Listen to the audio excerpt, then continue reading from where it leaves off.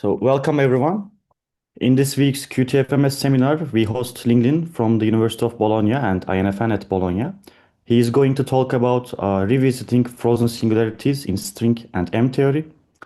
So, okay, you can take it away. Okay, thank you very much for the invitation to give a talk here in the seminar series. So first of all, I should say, even though I have string theory here mostly, I will be focusing on frozen singularities and M theory. And I guess since I don't know exactly what the level of the audience is, let me just give sort of a broad sort of introduction and some extended overview of the subject because some of it's actually quite old. And then I will dive in into the details of some of the works that I've done recently on that.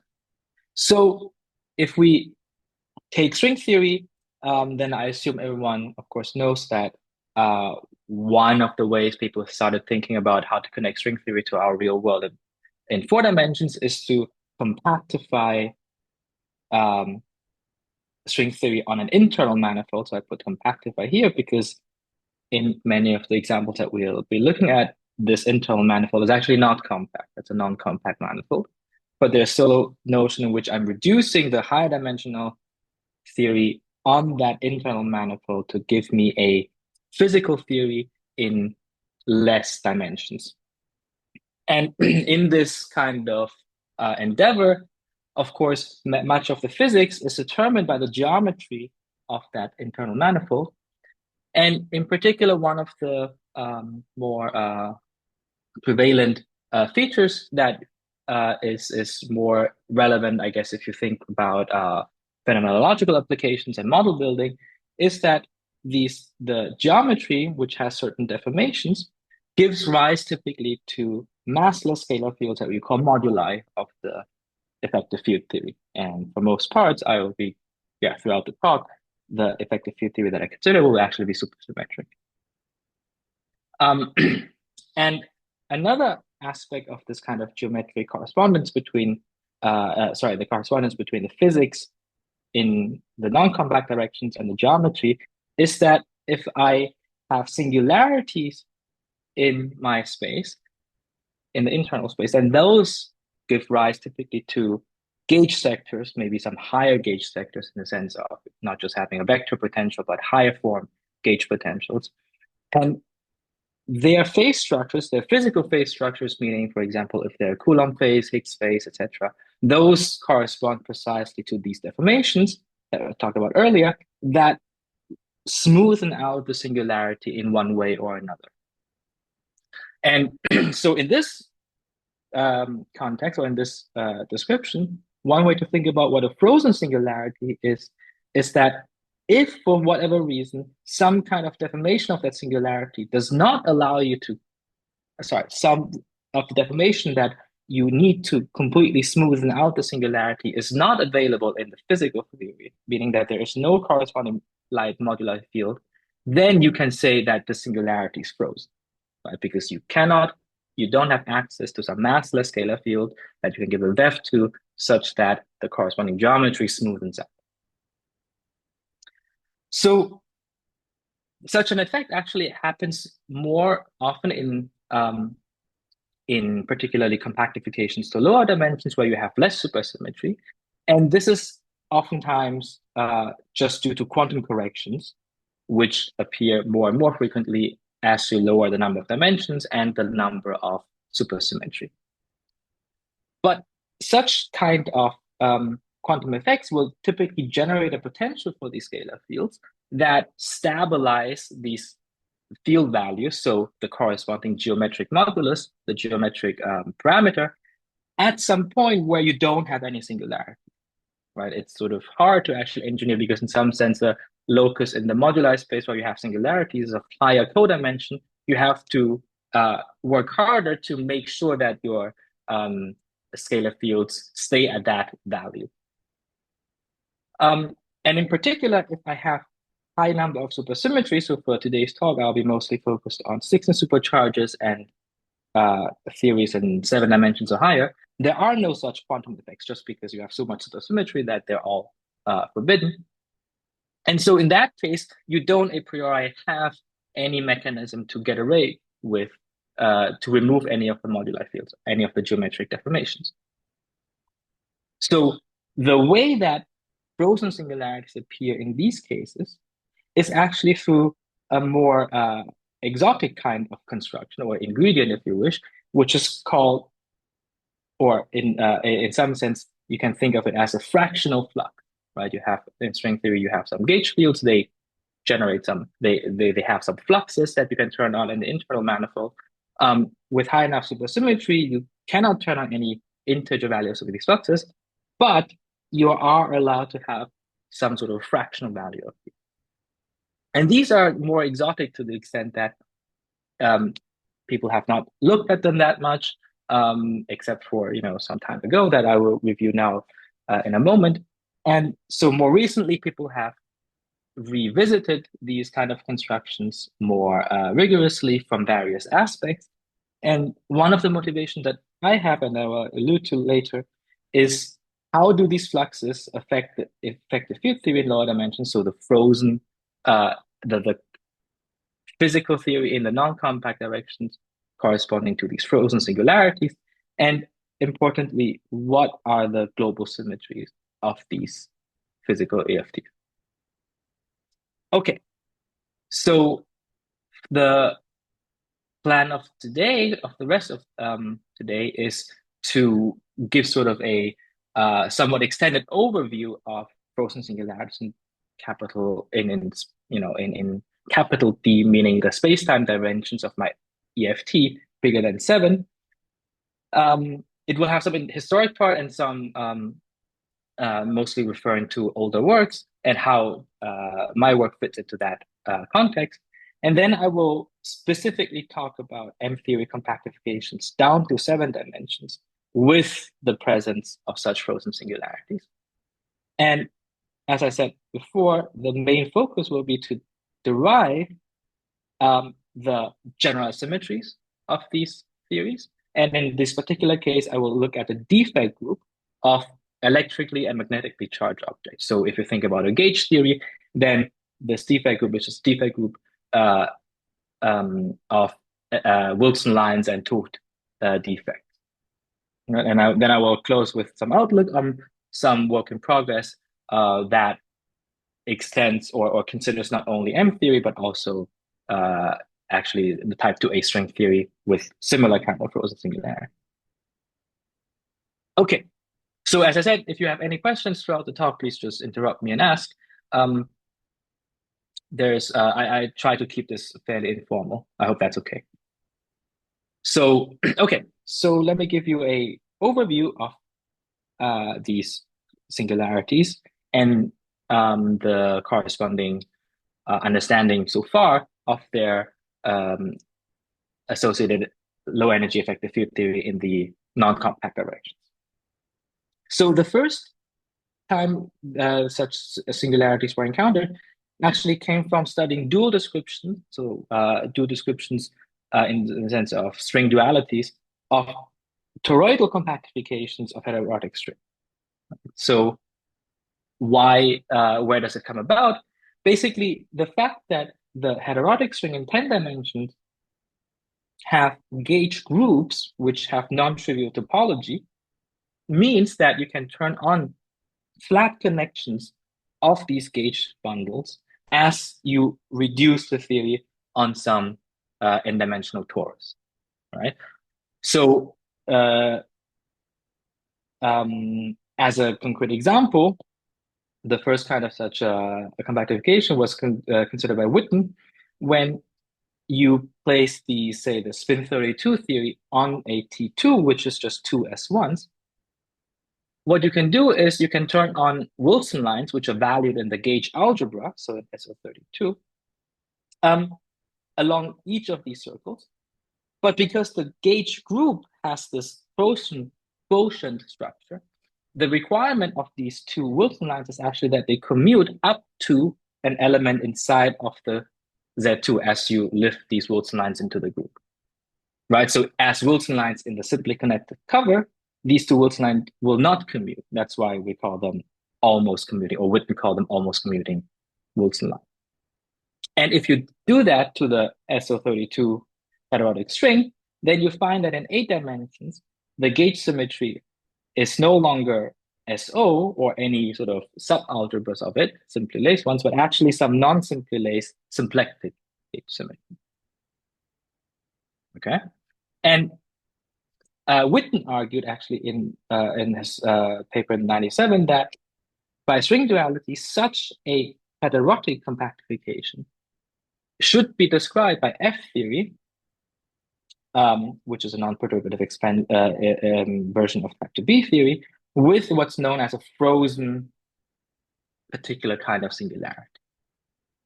Okay, so in the language of type 2B, this frozen I4 star singularities is what's known as an O7 plus plane. So you have a worldsheet description of this object given by some orientifold projection on the string modes, on the string oscillators.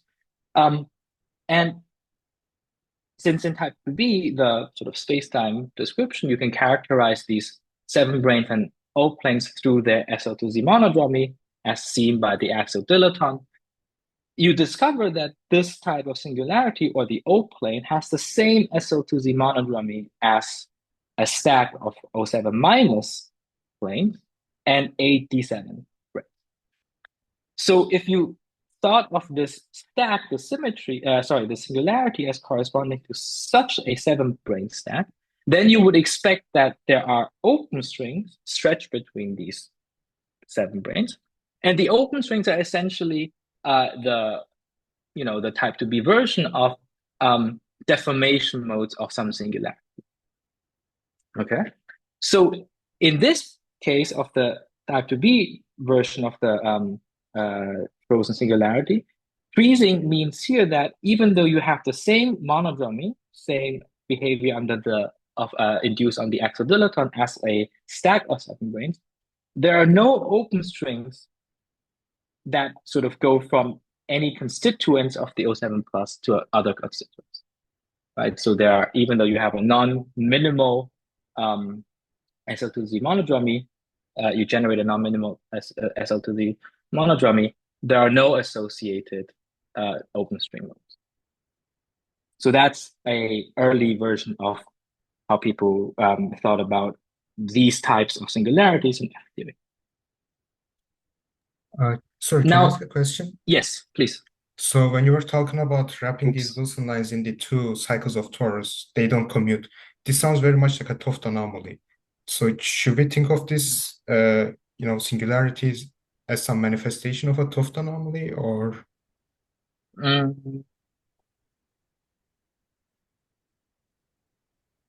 Okay, sorry. I guess I should not have used this kind of archaic language, right? So these are not Wilson lines in the sense of having some line operators wrapped on some cycles of my space-time manifold, which have a non-trivial Dirac carry. I think this is what you refer to. Yes. Right? If you have sort of, this is not what I mean here. This is not what I mean here. What I mean here really is just the fact that, if you have a gauge symmetry and you have some closed cycle, right? Okay. You are allowed to turn on some background field of that connection of that gauge bundle, such that it comes back to itself up to some symmetry transformation. Yeah, so it's like a ZP holonomy, let's say. Exactly. It's so more precisely, it really should be a SO32 holonomy. What I mean here, right? So this is a very archaic language. Let me say this, right? So you have 2 holonomies, and typically they have to commute. But the point is that they only have to commute in the actual gauge group, and not in the simply connected cover. I see. Okay. Right. So you have a holonomy that when you uplift to the simply connected cover, they don't commute, but they commute almost, because the failure of commutativity is precisely in the Z2, which I quotient out anyway. I see. Okay. So this has to do with some Stifel-Whitney kind of. Exactly. Okay. It's some sort of Stifel-Whitney, a non-trivial Stifel-Whitney bundle. Precisely. This is another word how you can think about this. You're turning on a flat connection on this T2 that has a non-trivial Stifel-Whitney class for this Z2. Okay, I see. Thank you. Right. Very good. Okay. So now on a T3, I guess, now using the same language, you can now turn on also flat connection on a T3 that if you think about a T3 as three circles, they correspond to a triple of holonomies that commute only in this quotient, right? So that's the same notion, and this is, in this paper called what's known as an almost commuting triple rather than an almost commuting pair of holonomy. Another way to think, as you correctly said, is that this defines some flat connection of this gauge symmetry on this T3, which is not connected to the identity element. Okay? Oops, sorry. So back in the days, so early 2000s, people have already studied these kind of heterotic compactifications. And they discovered that they should be dual to M theory on some singular Calabi-2 manifolds, which are K3 surfaces.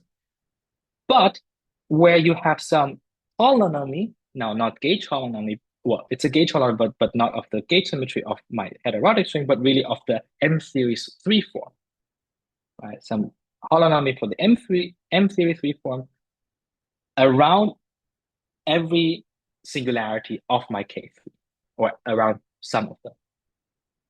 So in these papers, they have shown that you can characterize all the possible values of these possible holonomies of C3 through the set of almost commuting triples, which is a group theory exercise, if you wish, once you know what the covering group should be. Okay? So in the earliest days of thinking about frozen singularities, they arise basically as some dual F-theory description of heterotic compactifications with non-trivial flat connections. Okay? And one word just about the consistency with the 8-dimensional example of the T2 compactification is that this frozen singularity in M theory, so this one here, should have in some cases, have a dual F-theory description.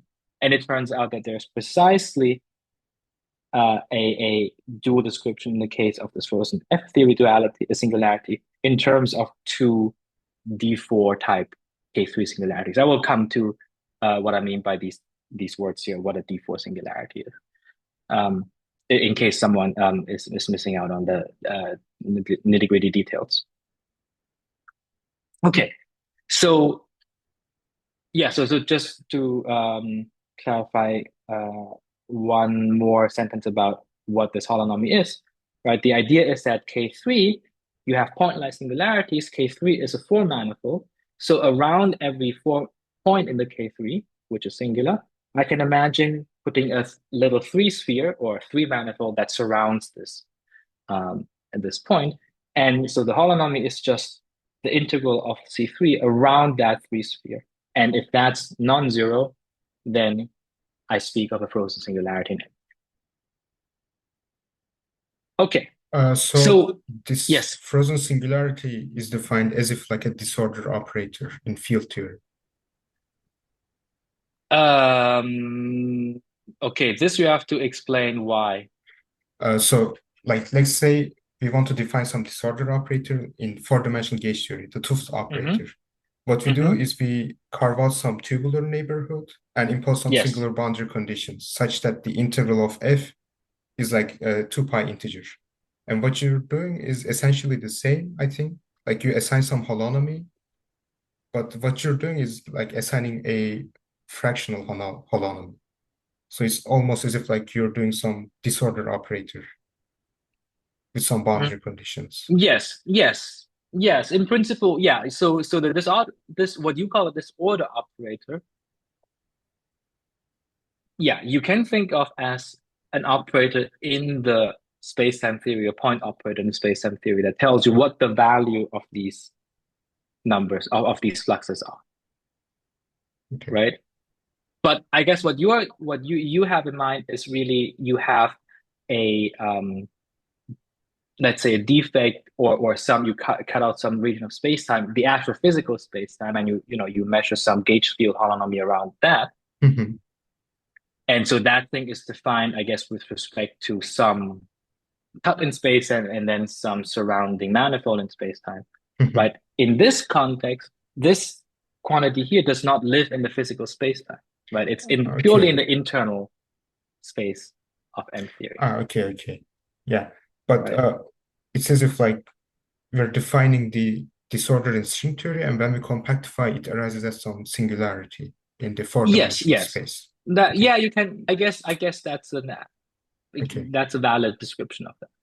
Okay. I don't know what it buys you, but it sounds like Mhm. a plausible way of thinking about that.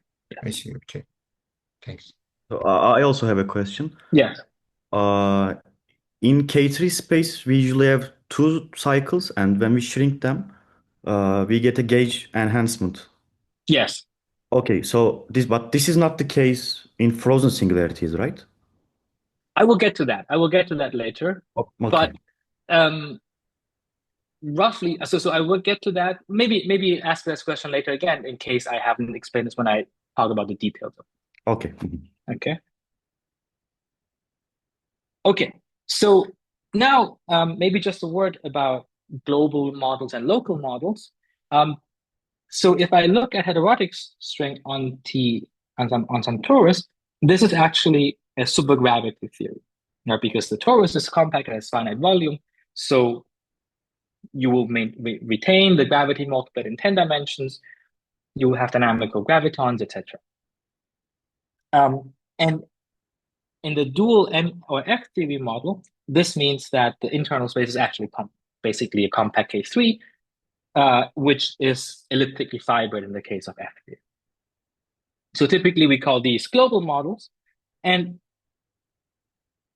they give you in this modern perspective of the Swampland program, such models would give you a landscape of UV consistent supergravity theories. Supergravity theories as effective field theories coupled to gravity that have a consistent UV completion with dynamical gravity, right? Which is the string description. So it fits nicely into the landscape program or Swampland program to the extent that some of these models with these non-trivial flat connections arising from the heterotic compactification have actually only been fully classified fairly recently, and thereby sort of completing our knowledge of the full landscape of such theories in dimensions larger than 7. And within the Swampland program, there have also been other arguments that basically say that, okay, there are some other string independent arguments that say that actually if I don't know anything about string theory and just impose all the consistency conditions that I can come up with on these effective field theories coupled to gravity, then that set is identical, meaning there are no effective supergravity theories with UV completion that do not lie in this landscape. Okay, of course, these kinds of Swampland arguments typically have some assumptions that I don't want to go into detail, so you can argue about whether or not whether they have some loopholes. But sort of in the Swampland community, these kind of models have served as let's say a testing ground, benchmark models for what's known as the string universality or the string lamppost principle, which suggests that essentially all the supergravity theories as effective field theories coupled to gravity that have a consistent UV completion must be realizable within string theory, right? That's a proposal. We have some arguments. We have some conjectures for why this should hold. Of course, these conjectures have assumptions, and then it's debatable, of course, how much of these assumptions you're willing to buy into and which you're not. Okay, so this is just what I wanted to say in terms of how these frozen singularities or the dual heterotic models fit into this Swampland program. What we instead want to look at in this talk is the set of local models, right? So the idea is that if I decouple gravity from the settings that I have, well, all I have left is supersymmetric gauge theory. Gravity is non-dynamical. I just have at the low energy some effective quantum field theory. And what I care about is what these kind of theories can look like in these higher dimensions. And geometrically, first of all, this kind of decoupling process in gravity, you can think about as if you have some internal space, right, that has a singularity here, then this decompactification process or this decoupling process of gravity is as if you would look very closely, zoom in into the local neighborhood of your singularity. Right? And if you do that, then these singularities typically look like some sort of, cone that asymptotes to some boundary space. Okay. And for K3 singularities in particular, it's known that all of these singularities locally, so if this were K3 and you zoom into one of the singular points, these are quotients of the complex plane to C2 by some finite subgroup of S2. Right? And to your question earlier, these kind of singularities have resolutions where you blow up some two cycles. Those two cycles will intersect in the shape of the Dinkin diagram of the corresponding ADE root system. And you associate with these two cycles some light degrees of freedom. Okay? Some W boson, some gauge fields. And yeah, and for F theory, basically the requirement is that you have these local singularities, which can always be embedded into some sort of singular elliptic fiber above the complex plane. Okay, so this is how you can think of these local models as appearing from starting with the gravity theory and then decouple gravity, zooming in into the local structure of my geometry. But the key difference in terms of model building is that you can imagine locally having a C2 mod gamma singularity that is not embeddable into any compact K3. Right? Basically, if the order of this group becomes too large, then there are some theorems that tell you no K3 can have such a quotient. And yet it makes perfect sense to talk about reducing string theory, M theory, F theory on such a local singularity and engineer a supersymmetric gauge theory, supersymmetric quantum field theory where gravity is decoupled.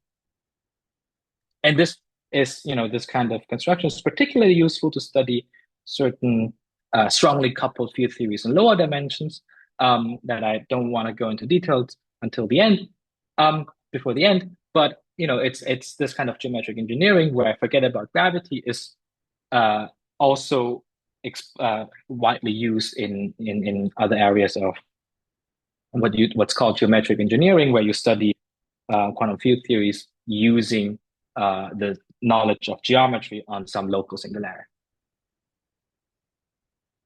And what in Can particular, I ask a question? Yes, please. So, what specifically can we calculate in this long distance Susy gauge theory using the geometric engineering?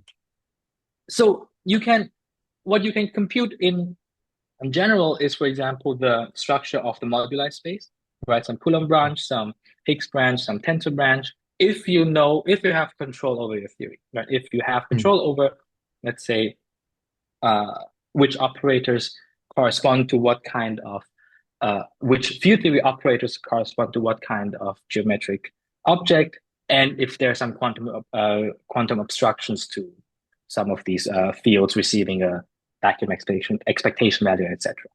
Right? But in principle, if you know these quantities, you can compute some things. Some things maybe not, other things maybe. As I'm not I don't want to go into details of this, but one word to say is that, for example, people have used this kind of a geometric engineering to study 60 superconformal field theories and classify them. Those are strongly coupled, non-Lagrangian theories, but you can, for example, compute the charge lattice of of self-dual strings in that setting using the geometry, and yeah, other things like that. I see. Okay. Okay, so to finish sort of this broad overview, another aspect that we want to focus on is that these local models, being non-gravitational, can have global symmetry. Right? And this is one thing, again, going back to the Swampland program, where you imagine that where the common belief is that a consistent theory of quantum gravity should not have any global symmetries. But if we, of course, care about generalized symmetries, then we must have a setting where you can have such symmetry, right? So you necessarily have to decouple gravity. And in fact, the exploration of generalized symmetries and formalisms to treat them actually have seen a lot of progress in recent years by looking at geometric engineering of string theory, right? Where you geometric engineer some quantum field theory decoupled from gravity using string compactifications on some singular matter. So it started with these two seminal papers in 2020, and then there have been a bunch of work, and I'm just listing a few of the papers that specifically apply to these local models in dimension d bigger than 7 that I will be focusing on for now. And in particular, one of sort of this, in the vanilla case, without any frozen singularities, the dictionary that has been established is that if I have sort of this kind of cone structure again, where my singularity is here and my non-compact space on which I reduce string theory looks sort of like this cone, then there is the asymptotic boundary. It's a manifold itself. On that manifold, there can be some cycles on which, when I wrap branes, give me the symmetry generators of the generalized symmetries of the problem. And dual to that, if I wrap some branes on these relative cycles, so these are non-compact cycles in the bulk of the geometry that extend from the singularity all the way to these boundary cycles, then branes wrapped on these cycles give me the charged objects, so Wilson lines or 't Hooft surfaces, etc. And one of the important or frameworks that have emerged is in terms carrying the name of the SymTFT to describe these generalized symmetries, arise in these vanilla geometric models without frozen singularities by considering a compactification of the string or M theory just on the boundary manifold. Right? The boundary manifold topologically is actually compact, even though the volume is in this limit, strictly speaking, infinite.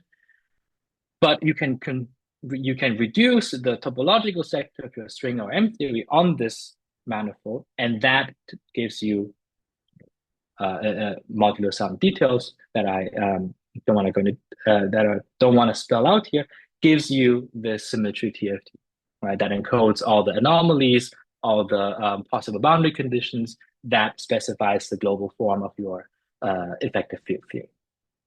Okay, so with this fairly well established dictionary for unfrozen singularities, one of the main motivations for today is, can I understand how this works, this particular dictionary, how this works for these frozen singularities?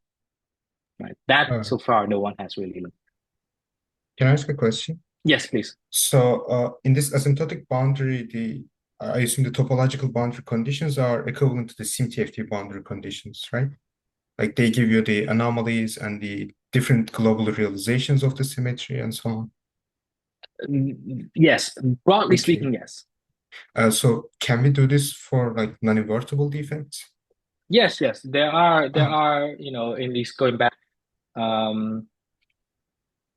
maybe I have not listed those papers explicitly, but there are papers out there that also treat in the same language symmetries, generalized symmetries, which are non-invertible. So in string theory, we can realize these defects. Yes, you can realize these just as branes wrapping some cycles in the boundary, and the non-invertibility comes from essentially the fact that in string theory, branes carry some internal dynamics themselves, right? They have some gauge fields living on top of them. Okay. Right? And so you have to keep track of these gauge fields on top of the brane. And this is sort of the, intuitively gives you right away on the nose some non-divertibility, because the gauge field, when you fuse these branes, not only does a brane fuse, but also something happens with the gauge field on top, and they can condense or they can turn into some other configuration, etc. So the gauge fields living on the branes are essentially this gauge fields living on the condensation defects, roughly speaking. Sorry, so which condensation defects do you have in mind specifically? Like let's say, again, consider the four-dimensional gauge theory. You can construct the S-duality defect, and then when you compose it with its dual, you get a condensation defect on codimension. Good. Indeed. So that's exactly right. So intuitively speaking, what happens is that you wrap a brane on top of the sky, but on the brane you have gauge fields, right, which you have to path integrate over. And when you now fuse two of these defects in a suitable way, the bigger branes go away, but you still have the different configurations of the gauge field under that fused object that you have to keep track of. Right? And that's how you get the condensation defect in that particular kind of example. I see. Okay, that's interesting. Okay. All right. So now I will turn to specifically M theory compactified to 7 dimensions on frozen singularities, on non-compact frozen singularities. And so I guess I need to spend a little bit more time on this slide. So the first point is that the general rule for unfrozen M theory is if I have a singularity that I obtain by quotienting the complex 2-plane by some finite subgroup of SU2, which have an ADE classification, then I obtain in the 7D space-time a super Young-Mills theory with that particular gauge. Right? And physically speaking, this gauge symmetry, this gauge theory has some W bosons corresponding to the roots of the gauge algebra. And these roots appear, of course, through the Mackay correspondence as the compact 2 cycles that you can blow up, that you can deform into finite size in the singularity that resolves the singularity, right? So that's what I said before. The geometric deformation parameters, in this case, just the volumes of these 2 cycles that form the roots of my G gauge theory or gauge algebra, they correspond to some moduli fields in my super Young-Mills theory, namely the Coulomb branch moduli parameter. Right? There are some scalars in the vector multiplet of each of the W bosons. And the generalized symmetry of this super Young-Mills theory just comes from now the fact that these relative cycles, so these green 2 cycles, the non-compact guys that you want to wrap, they are isomorphic to the boundary 1 cycles. So those give you the topological operators, right? And that's in these cases as a group just the same as the center of the ADE group. Right? So if this is SUN, then you will have here a ZN cyclic group. And this has been basically worked out in these papers already in 2020. Sorry. So now if I have a frozen singularity, instead what happens is that, so I can, first of all, I should spell out that the boundary of the asymptotic boundary of the singularity is just a length space. That's S3 modded out by the same finite group. It's a smooth space, and I can consider the holonomy of C3 on that 3-dimensional manifold. This is some fractional number. Roughly speaking, because G4, the M theory flux, is just D of C3, right? You can think of this integral equivalently as the integral of G4 over the entire internal manifold. So in that sense, this holonomy of C3 is a fractional flux. And whenever you have such a fractional flux, these people have shown through duality to type to heterotic string, through duality to type 2A, that you have a smaller gauged algebra, right? Which is in this list here. Hi, So Ling. Sorry, yes. yeah. Hey, So how do we see this non-compact limit from the heterotic side? This you don't, right? That's the point. You don't have that. So these derivations from the heterotic side, what happens is really you engineer explicitly the heterotic model in such a way that it has some copies of these guys, right? And then after turning on a triple in the heterotic language, you discover that these triples correspond now to, gives you some smaller algebra. And then you conclude basically from comparing the heterotic frozen or the smaller heterotic algebra and the overall big, let's say, unfrozen algebra that you had, that this must be the corresponding. Okay. Right, but you're absolutely right in the sense that in heterotic you start you never have a setting where you just have one of these guys frozen. It cannot be, right? Because in a compact setting, the net flux must be 0. So Okay. whenever you have one guy that has 1/2 flux, you need to have somewhere else another guy that also has 1/2. I think you can So also say this from the anomaly cancellation arguments and stuff. yeah. Okay, thank you. Indeed. Okay, so one of the striking features of this correspondence is that through these kind of freezing, what you obtain is the possibility of engineering non-simply laced gauge symmetry, right? Because ADE gauge groups are all simply laced. And if you don't turn any frozen singularities on, that's the only set available to you. So within this sort of, let's say, scope of geometric engineering, having the possibility of turning on some frozen singularities, frozen flux, enlarges the set of possible theories you can construct. Okay, so now the freezing has another effect, or you can see directly that it reduces the rank of the gauge symmetry. For example, it reduces E6 to SU3 or nothing, no gauge, the empty algebra, depending on what values of flux you turn on. And in the M-theory realization, this means that now only a subset of the two compact 2 cycles that you blow up to resolve the singularities can actually be given some finite sum, right? Because the Coulomb branch of this gauge symmetry is supposed to encode the set of available deformation moduli. And since you have a smaller ranked subalgebra, not a subalgebra, just an algebra, it means that you only have access to a smaller set of the geometrically available deformation parameter. So that's why, in that sense, the singularities are frozen, right? You can only give VEFs, in this case, to 2 out of the 6 geometrically available deformation parameters. And the other guys have to be set to 0, which is the locus of the moduli space that maintains some singularity.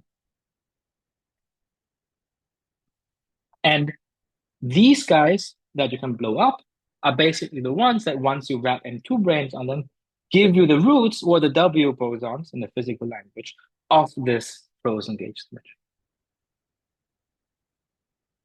Okay, so this is the basic expectation. This table has been worked out through dualities.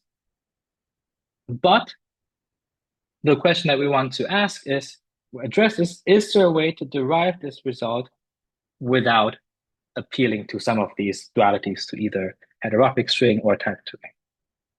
And spoiler alert, it's almost possible, but not quite, because M-theory is just hard. But you will see that the result that we get allows you to address the second question, namely that about generalized symmetries, in a more straightforward fashion. Okay, so in order to derive or to come up with such a duality, independent duality-free derivation, first of all, we just reiterate that after the freezing, we still expect that the W bosons, the roots of my gauge symmetry, arise from M2 branes wrapping certain two cycles that I can blow up. Okay. In terms of the gauge algebra, this means that the root lattice of the frozen singularity, of the frozen theory, has to be a sublattice of the root lattice of the unfrozen theory, right? Because the root lattice is precisely the set of two cycles of the geometry, and we just said that the W bosons of the frozen symmetry still should arise from M2 branes wrapping those two cycles that I can blow up. So the next observation is then that, so now it involves some, some deeper knowledge of M5 branes and M theory that I just want to flash here. Essentially, what you can consider is sort of inserting a probe M5 brane into the system, a probe M5 brane which fills the entire C2 mod gap, right? So this M5 brane, it fills the entire internal direction, meaning that only two non-compact directions sit inside of the actual 7D space, because the M5 brane is 6 dimensional. Okay, so this is a string in the 7D language. And now, from knowing some deeper facts about M5 branes, you conclude that this string in the 7D manifold, so you have 7D space-time, you have some string, that this string must actually be the endpoint of some M2 branes.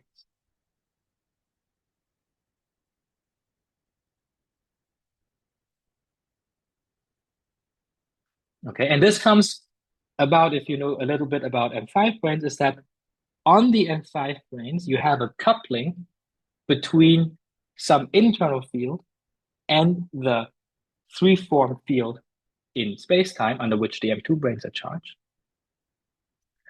And this B2 measures the number of M2 branes that end perpendicularly on the M5 brane.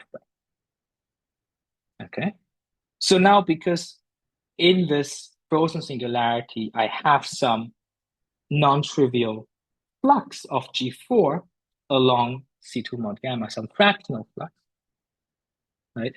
Effectively, in the 7D space-time, this reduces to a coupling whereby I have a non-integer fraction in front of the gauge field on the M5 brane that measures the number of M2 branes ending up. So in other words, in my 7D theory, I conclude that there must exist n over d fractional M2 brane. So in a sense, yeah, some fractional M2. And you can, once you have n over d, and n is sort of n and d are co-prime, so now you can sort of consider some collection of these M5 branes such that modulo integers, you obtain a 1 over d fraction. Right?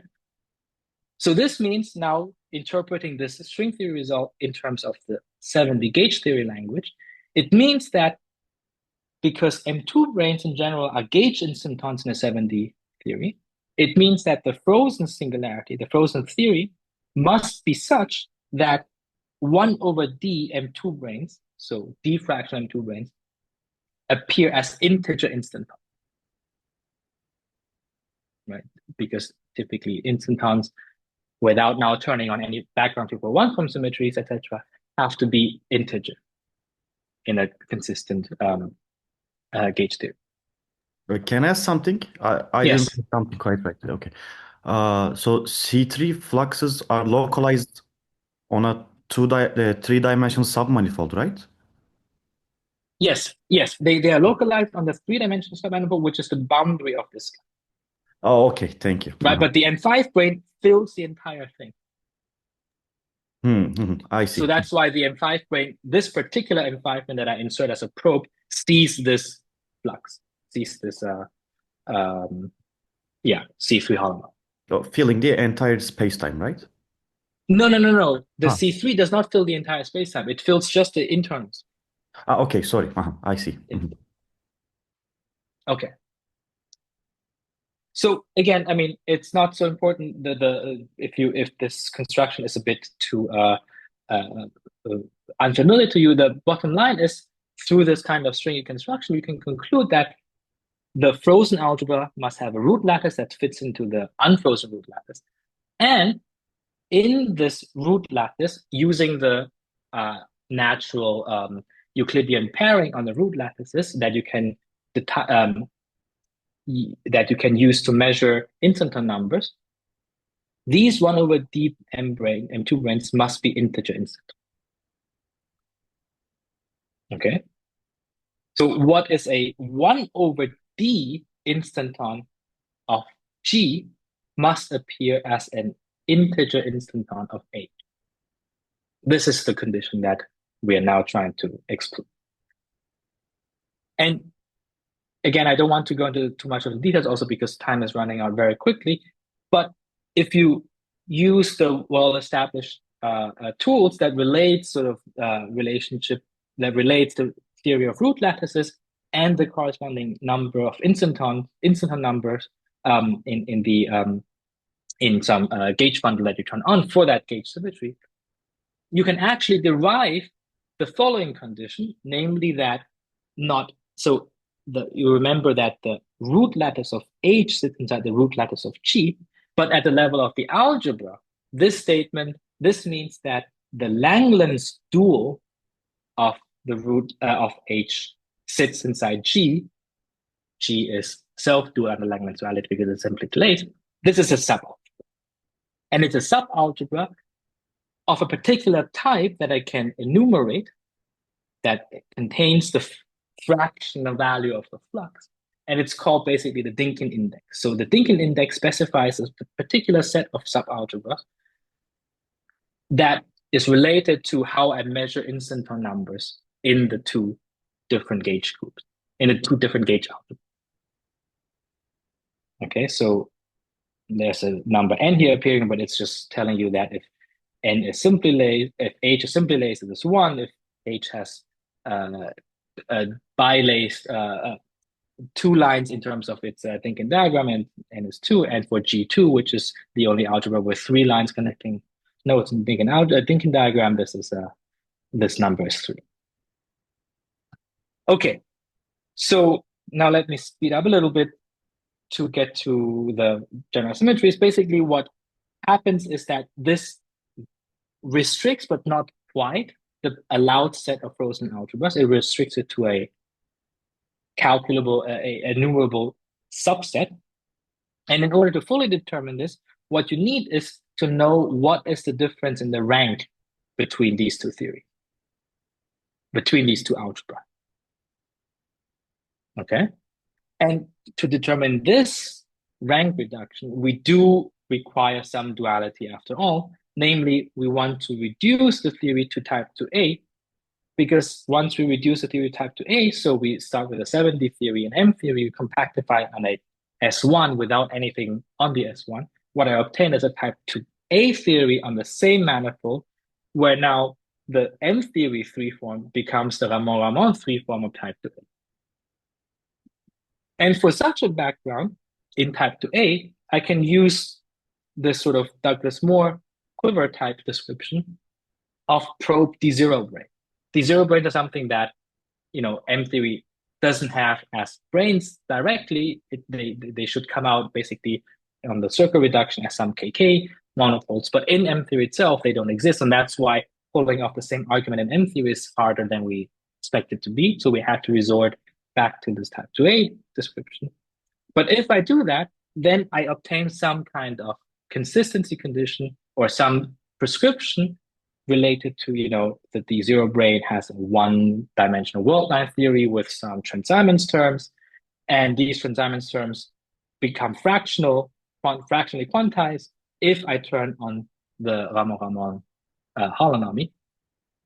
And the number of them that obtain a fractional level are precisely the number of Catania ones, so the number of root generators instead of G that I have to throw out, right? Because fractional levels are not consistent by themselves, sorry. And in the type 2A spacetime interpretation, it means that there's a inconsistency for the associated spacetime U1 that is related to these symmetries. Okay, and once we have this number, the difference between the two, we can use this criterion to fully specify the frozen singularity in terms of some lattice data. And this lattice data is fairly simple. Again, I see time is running short, but let me just briefly state them, right? We already know that we don't have a time restriction, but if you have time, you can talk as long as you want. Okay, okay, fine, but I don't want to keep you for as long. So, okay, thanks. Okay, so the lattice that you obtain in this way, we already said before, is a sublattice of the root lattice of the unfrozen algebra. Inside of this sublattice, or the sublattice that I find, is constructed by looking at all the possible root vectors of the unfrozen algebra, not the root vectors, but the linear combinations of the root vectors, such that they are orthogonal to a subset of the roots of alpha of G. So these are roots of G that have a certain number associated with them called the dual-Coxeter number that's not divisible by the flux. I will draw a picture for what I mean by these things in a moment. And then there's another condition that encaptures the order of the instanton fractionalization, which is to say that the long roots of this algebra must satisfy this condition, right, as a root vector. Okay, so what do I mean by this set of nodes that I have to orthogonalize with respect to? Let's say, for simplicity, let's look at a concrete example, right? Let's take, for example, E6. So G, the unfrozen algebra, is E6, and its affine Binken diagram looks like this, with dual Coxeter numbers that are as follows. Right, so 1's on the outside, 2's on the intermediate guys, and 3 in the middle. So now if I want to turn on a flux, which is 1/2 fractional, then by this rule, I have to ensure, I have to consider only linear combinations of these guys, which are orthogonal to all the nodes whose dual Coxeter number does not divide 2. Right? So in this picture here, you see that I have to orthogonalize with respect to this guy, this guy, this guy, and this guy. So what are the linear combination of G roots that are orthogonal to these guys? Well, it's again a group theory exercise you can do, but basically it's a linear combination of these 3 roots with coefficient 1, 2, 1, of these 3 roots and of these 3 roots.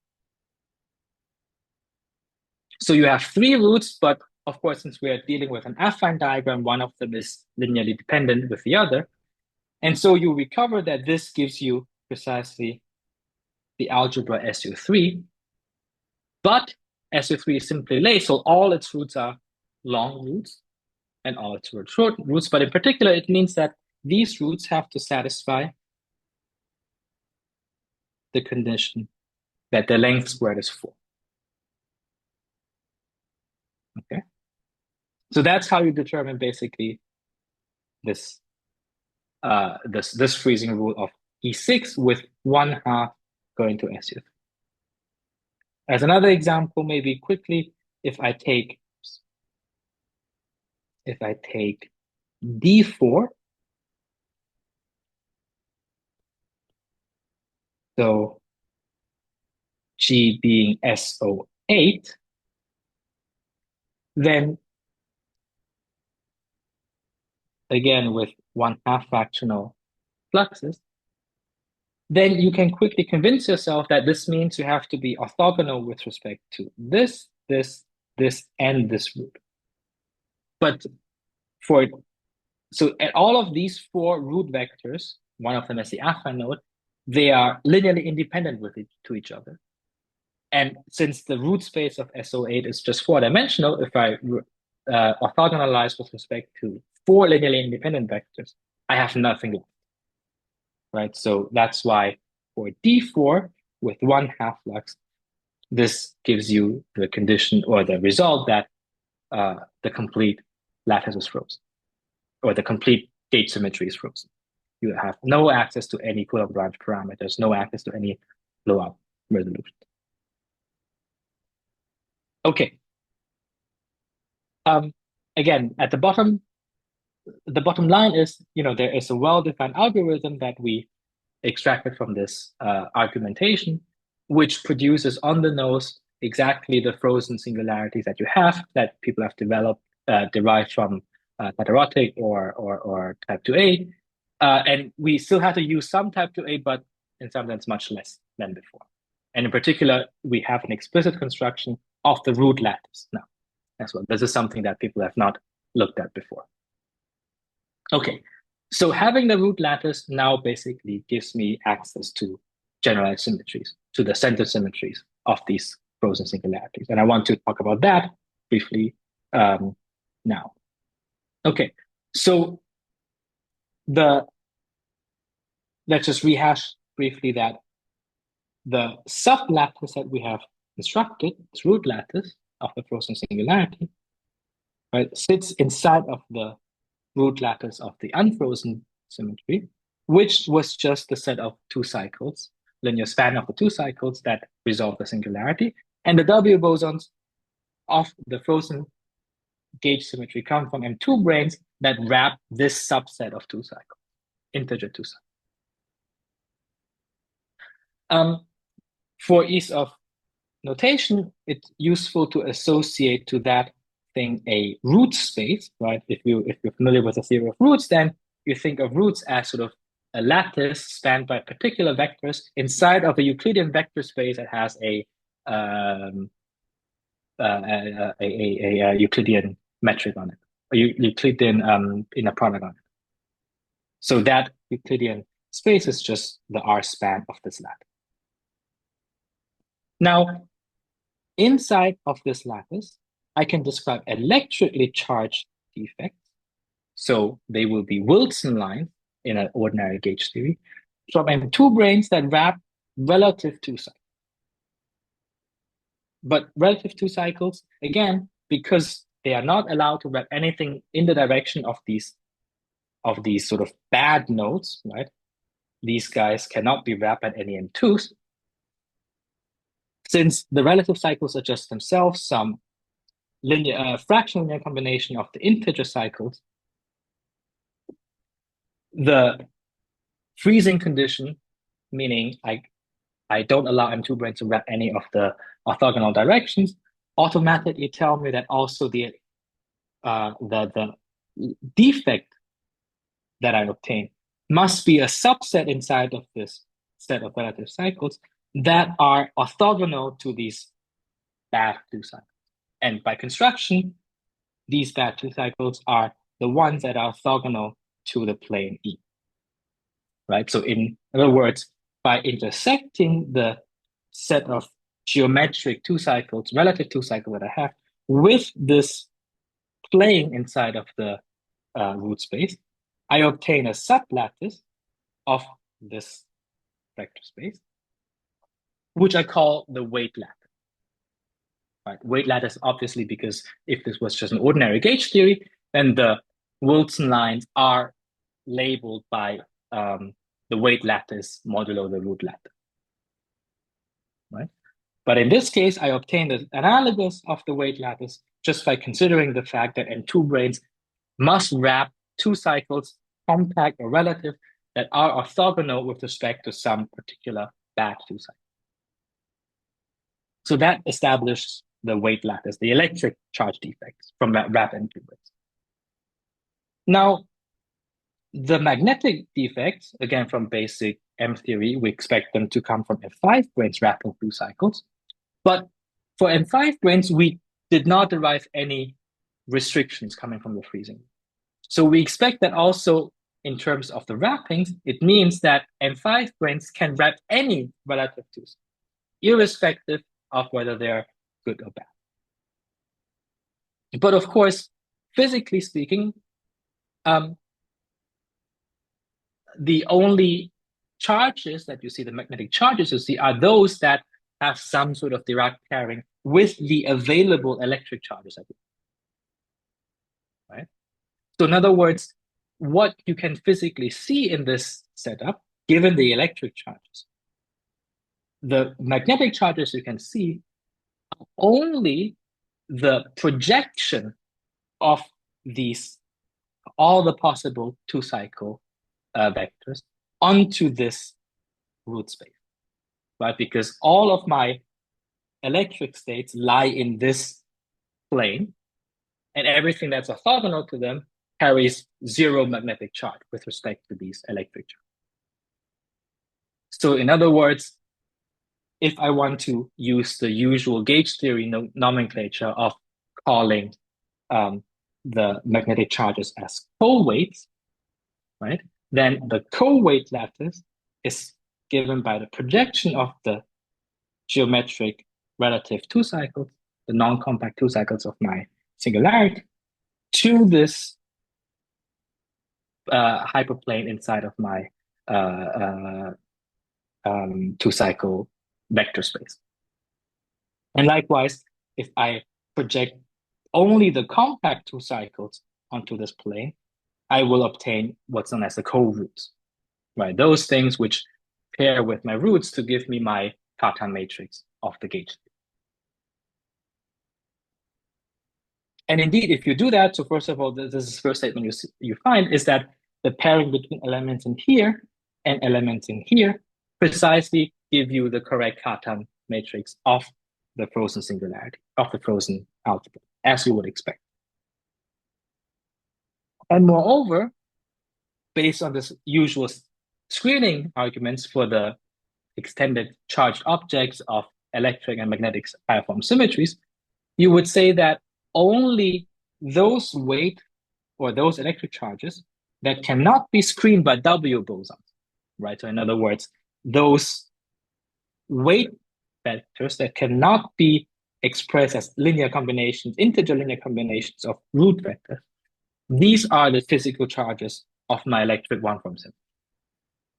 So the one-form symmetry charges, defects, are captured by this quotient. Likewise, for the magnetic guy, in an ordinary gauge theory, this is just a quotient of the co-weight lattice by the co-root lattice. And now we have given a explicit geometric construction of these lattices in the frozen settings. Okay. So now you can go back to this table of the frozen singularities, and you find that with this result, or with this prescription, you find some expected result. For example, if I look at if E6 that I freeze to SU3, well, both E6 and SU3 have center Z3, right? So in both cases, these quotient groups are both Z3, And it's sort of expected that because I'm building my defect of SU3 still from some 2 cycles associated with the Z singularity. It's not unexpected that the Z3 of SU3 appears just as the same Z3 of E6.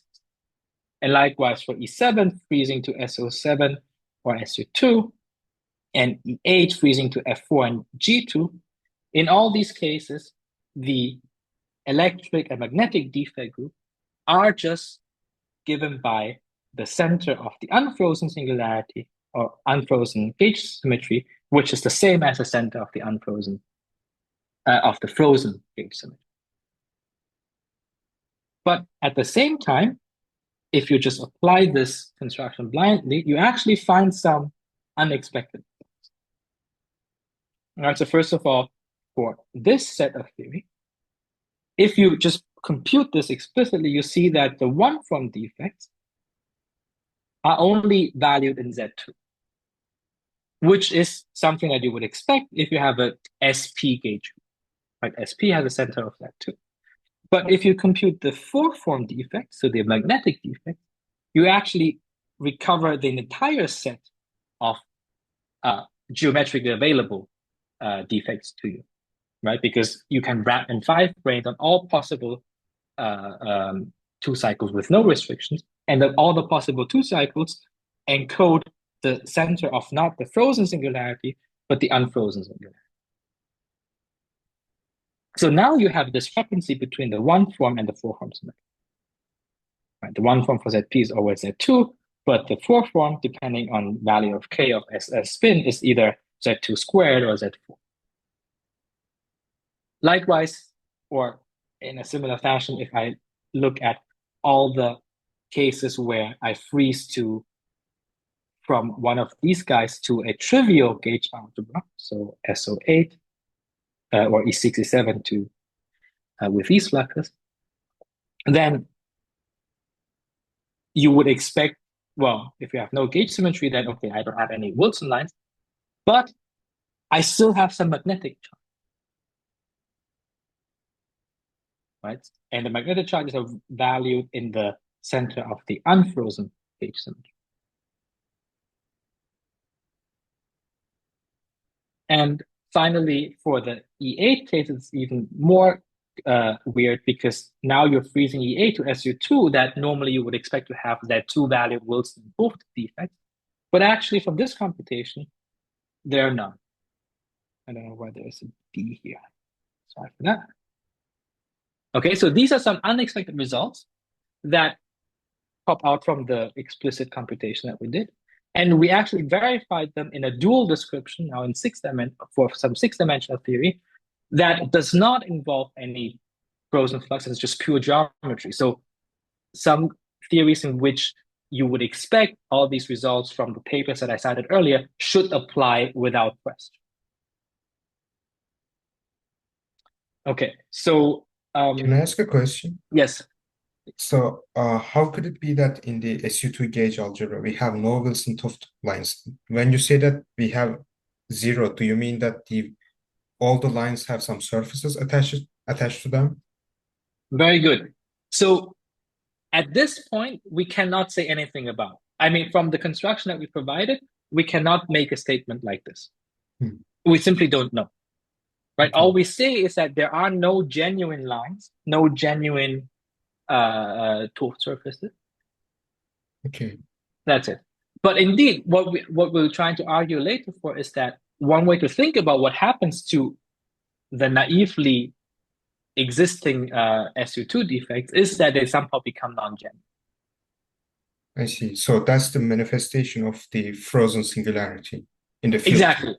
That's precisely the point that we want to get to. Yeah. I see. Okay. So if you want to indulge me for a little bit more, let me just briefly skip through how we argue for that. We don't really have a good top-down in directly in M theory, but if we go to the dual 6-dimensional description, then there is no frozen singularity and it's just pure geometry. We can just apply the usual techniques. Okay, but it's not strictly speaking the same theory that we started with, because now it's a different theory in 6 dimensions that are obtained from M theory compactify on a 5-manifold upsilon that is related to the frozen configuration that I have. The details I will spare you, but one of the key features of this geometry is that in the bulk of the geometries, not only at the boundary, but really in the interior of my 5-manifold, I have some torsion cocycle. So if I do a KK reduction of my M-theory background fields on these two cycles, or on these cocycles, they will give me some discrete gauge fields in the 60 effective field. Right? And I can further derive some kind of topological action for these in the 6-dimensional gauge theory based on the starting from the topological couplings of M theory and reducing on this geometry with these cocycles. Now, let's recall that what I can also think about is that the asymptotic boundary of this space can be thought of as a submanifold inside of the non-compact space. And we said earlier that in the standard dictionary of geometric engineering and generalized symmetries, if I reduce the string theory or M theory on the boundary, I'm supposed to get the sim-TFT, right? But now, because this thing is a submanifold, or it can be described as a submanifold inside of the full 5-dimensional manifold, I can deduce some couplings between these discrete gauge fields in the 60 theory and some gauge fields that are gauge fields of the 70 sim-TFT. And when you combine these two, right, now thinking about the sim-TFT prescription, you have a bulk, now the sim-TFT bulk coupled with the physical boundary. On the physical boundary, however, you have a dynamical B2 gauge field, right? Which means that it has some non-boundary conditions. And because this now couples to some of the gauge fields of the sim-TFT, it automatically implies that this non-boundary condition for this gauge field in the bulk here has to, or could potentially restrict possible boundary conditions for some of the sim-TFT background.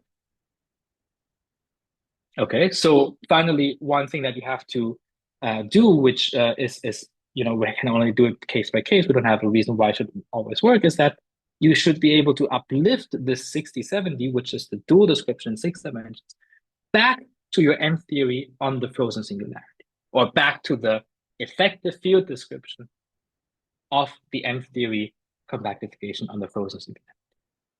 Right, so you have to uplift this 60-70 system to a 70-80 system, which is the topological sector plus the sim-TFT of the 70 frozen theory. And so let me just be concrete.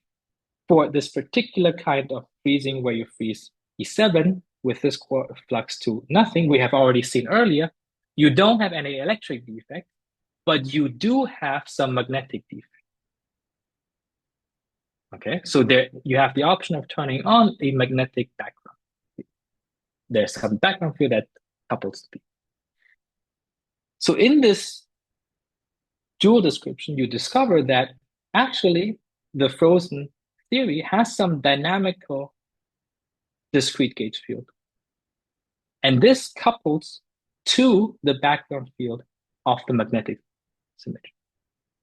And because the B2 is dynamical on the boundary, it means that if I couple this to the sim-TFT, then the B5, so the background field for the magnetic symmetry, for the four-form symmetry, must receive theoretically bounded condition. Right. So in other words, I don't have any defects of one-form symmetry because I have a dynamical two-form field. So I'm summing over all the possible configurations of my one-form symmetry. But I have access to the magnetic charges. And in fact, in this prescription, I'm forced to give them theoretically bounded conditions, meaning that they must be able to end my sym-TFT defects on the topological boundary, such that after the sandwich construction, I find magnetic charges. Okay, so that's why we think that there must be some inherent description of the M-theory setting on this manifold, which tells you there is a topological sector, even in this completely frozen case. So no gauge dynamics, no massless field, no gapless degrees of freedom, that allows you to make sense of this symmetry structure that you observe from geometry. Okay, so this is basically what I just said here, and there's some interesting possible connection that we haven't explored, but maybe interesting to attempt in the future, because there's some subtlety of anomaly cancellation in some AD frozen theories, and there people have proposed that these AD theories should have some sort of what they call a topological Green-Schwarz mechanism. Basically, you need to include some topological degrees for freedom, otherwise you cannot cancel some anomaly for the gauge symmetry you have in AD. So it may be interesting, it may be possible that this topological sector that we are writing down in order to make sense of the extended charges of the electromagnetic defects could be related to precisely this anomaly cancellation. Okay, finally, now to address Burak's question earlier about the SU2. In SU2, you have sort of a reversed effect in that you would expect some defects, but geometry gives you none. Okay, no genuine defect. And now the solution is that, at least from a bottom-up approach, we could, in principle, add some topological sector to the, in 7D on the physical boundary. And when I couple it to the standard Z2 sym-TFT, as SU2 sym-TFT, that combined system renders the Wilson lines and the 't Hooft operators of the SU2 gauge theory non-genuine. Right? You can write down such a term, and such that when you consider their net effect in terms of gauge transformations, you discover that Wilson and 't Hooft lines need to be attached to some higher dimensional object in order to remain gauge in that. So from given the fact that frozen singularities seem to tell you should be able to add some topological sector, this is a natural choice. But the problem is that we cannot derive this topological sector from the top down. And that's simply because, its effect, right? What's its effect on your topological degrees of freedom or on your topological generate operators? They just kill all of the charged objects. And dually in the geometry, it sort of manifests itself in the way that if you look at the boundary of these manifolds, either directly in the M theory with frozen flux or in the dual unfrozen but 6-dimensional description, you cannot actually write down any non-trivial sym-TFT using the usual procedure because the boundary has trivial homology. So there are no cycles or co-cycles you can use to construct some topological action. Right? So that's a place where we're still a bit unsure how we can independently verify this proposal, this bottom-up proposal. Okay. So now this is my last slide, and then I will stop. So basically, some outlook in terms of possible future directions, or some work in progress, I should rather say, is that we have already seen before that these frozen singularities actually are more manageable in type 2A. And technically speaking, it's because unlike C3 holonomies and C3 fluxes, for type 2 fluxes, we actually have K theory, some explicitly developed cohomology theory to treat them. Okay, so in particular, what it allows you to do is to write down a generalization of this D0 grain argument that I presented earlier, which allows you to now set up and compute freezing rules for type 2A compactifications on some N manifold, where you not only turn on one of the Ramon field, but in principle, all three of them, if you have the suitable cycles in the boundary homology. Right? So if you have 1 cycle, 3 cycles, 5 cycles, whatever you have in the boundary of this n-dimensional non-compact space, then you can imagine turning on Ramon fluxes for these guys on these torsion cycles. And this K-theory argument allows you to generalize this zero-point argument to deduce which of the space-time gauge symmetries are frozen and which are not. And let me just advertise some upcoming work by Ethan and collaborator, where they actually use this starting point of type 2A and look at a more careful analysis of how you uplift into M theory to explain some observations made, over 20 years back, when people realized that somehow in type 2A, you seem to have much more possible frozen configurations than in M theory. Another interesting, potentially interesting, let's say this way, construction of this type is to now put type 2A on a 6 manifold, so a Calabi-Yau 3 manifold with some singularity, and that will engineer some 4D n equals 2 SCFTs. And people have not yet so far studied such theories that are constructed from this perspective, where I turn on some of these fluxes on the boundary.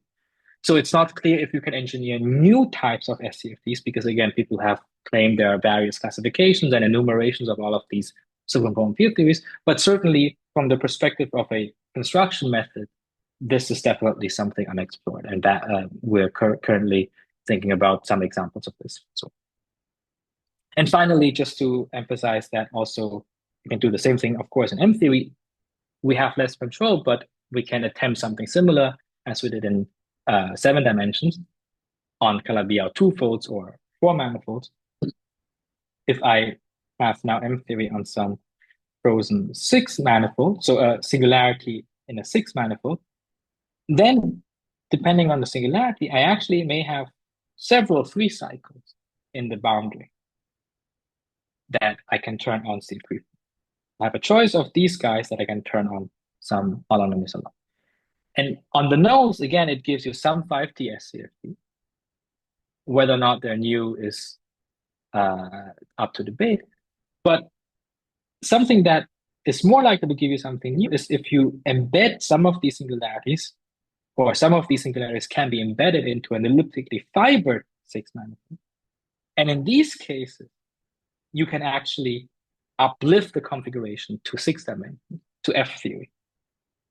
And that seemed to suggest that if such an uplift is possible, and you can turn on some of these fluxes, then you may end up with some types of 5 branes that you have in F theory that are in some sense frozen. Okay, so this is something wilder out there that no one has ever looked at, I think, but it would be certainly interesting to see if that enlarges the set of possible geometric engineering models. Okay, sorry, wrong direction. Let me stop here. Thank you for your attention. Okay, let's thank our speaker. And I think we can have questions on record, then we will have questions off record. Okay.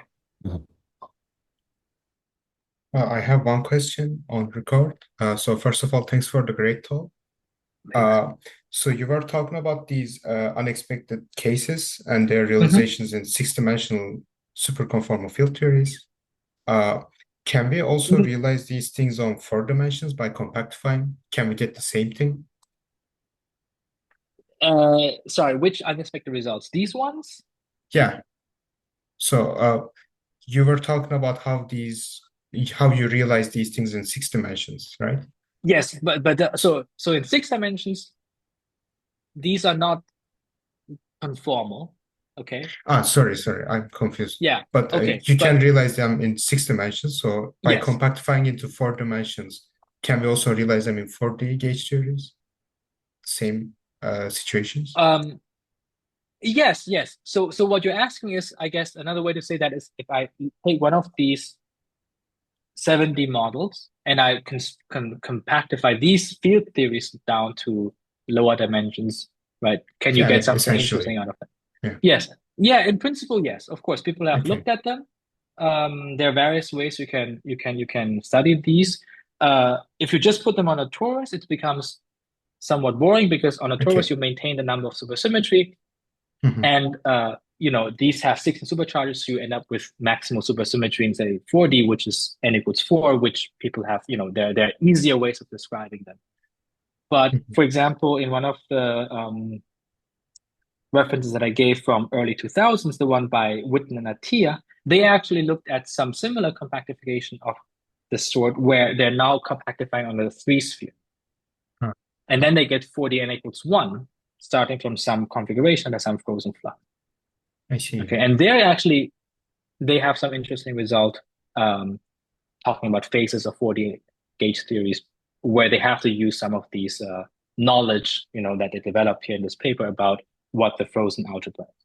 They don't I care see. about, the root lattices, the general symmetry, so they don't need what we have written out, but they need just to know the gauge symmetry that they have. Okay. Thanks.